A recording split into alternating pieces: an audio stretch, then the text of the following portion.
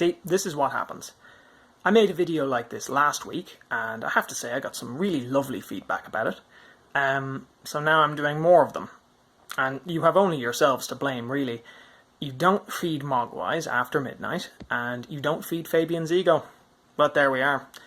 So, the last time I was staring intensely out of your phone at you, I was talking about Boris Johnson. And that was just over a week ago. He's been Prime Minister since then. And credit where credit's due, he is actually really obviously enjoying exceeding our worst expectations of what he ended up being.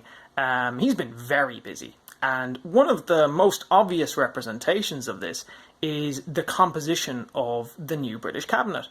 It's actually one of the more extreme purges of a British cabinet in history.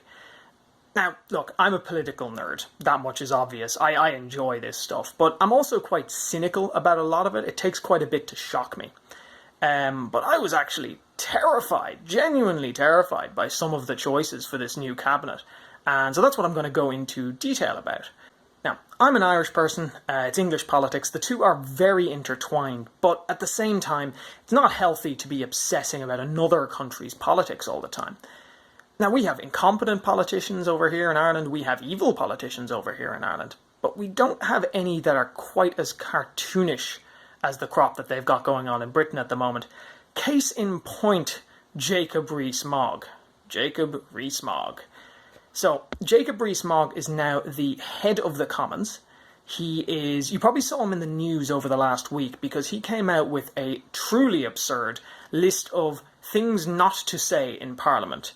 And I definitely encourage you to Google it, read them up, because they really show how much of an overgrown schoolboy he is. But I don't want to focus on him too much, partially because he's got something in common with Boris Johnson, which is that he is the worst type of English person, the self-consciously eccentric one. So when Boris Johnson ruffles up his hair before he goes out in public, or when Jacob Rees-Mogg basically acts like the villain from a Charles Dickens novel, it's all just an act. It's their way of keeping your eyes on them. It's their bit. The one thing I will say about Jacob Rees-Mogg is that he's sort of just a carbon copy of his dad, William Rees-Mogg, who, if you look back, was doing basically the same thing in the mid-90s when he was part of John Major's government, just making unrealistic demands about the EU and being a thorn in everyone's side. That's another thing these people have in common. They like to portray themselves as self-made men, but they're basically just trading off daddy's money and daddy's reputation. So, in a way, they're not the biggest problem. They're old money. They're soft. You can not worry about them so much. The ones that are genuinely concerning are the ambitious ones. And one of those is Priti Patel, who is now the Home Secretary. So, Priti Patel is, to put it bluntly, she's an extremist. She has extreme positions on things. She's a hyper-Tory.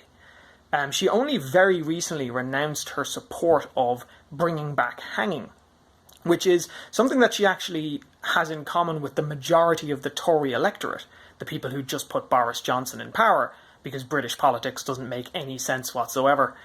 So, if, like me, you're not the biggest fan of seeing people gasp for their last breath at the end of a rope, that might be a point of some concern from you, shall we say.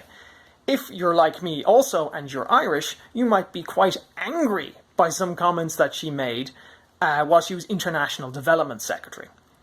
And what she said was, this is during the negotiations with the European Union, and she said that because Ireland was messing everything up by refusing to drop its opposition to the British plan for the Irish border, that we should gently remind Ireland that Britain controls a large portion of Ireland's food supply.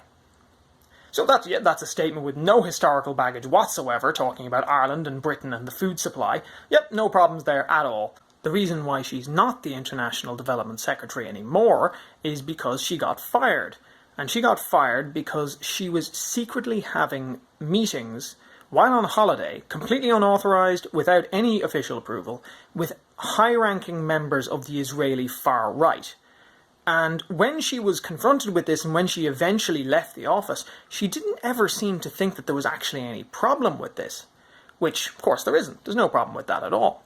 I pretty just thought I'd let you know it is kind of a big deal if your country's on the UN Security Council and you, as a representative of them, are openly talking with members of a government that's defying the UN Security Council. Kind of a big deal. Speaking of the Middle East, that brings us conveniently on to the next terrifying choice, which is the Foreign Secretary. That is now being occupied by Dominic Raab. Dominic Raab. Dominic Raab.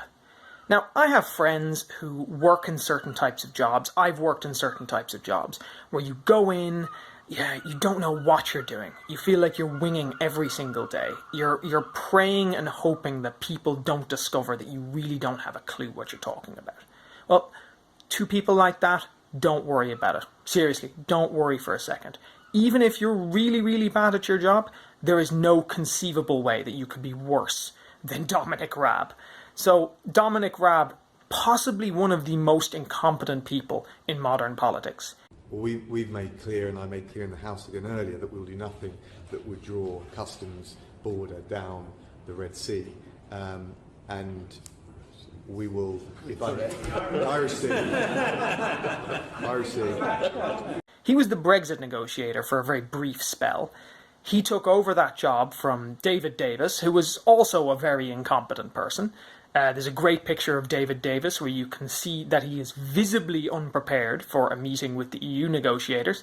Real picture tells 1,000 words stuff there. So Dominic Raab took over from him, promising to do a brand new job and be bold in the negotiations with the European Union. He comprehensively failed at that. He didn't get a single concession from the European Union on any matter, and he left the job in disgrace. Since then, he has been going on TV on almost a weekly basis to say that if people want to get a good deal with the EU, if they want to negotiate strongly with the EU, that they should take no nonsense and be prepared to walk away. He's essentially saying that I would do a good job at this, leading everyone in the entire world to say, but you tried and you did a really, really bad job at it. So, again, this is what you get away with in modern politics. In no other career or field would you be allowed to be this bad, and not only keep your job, but be promoted. So he's now the Foreign Secretary. He represents Britain around the world. So there you have it.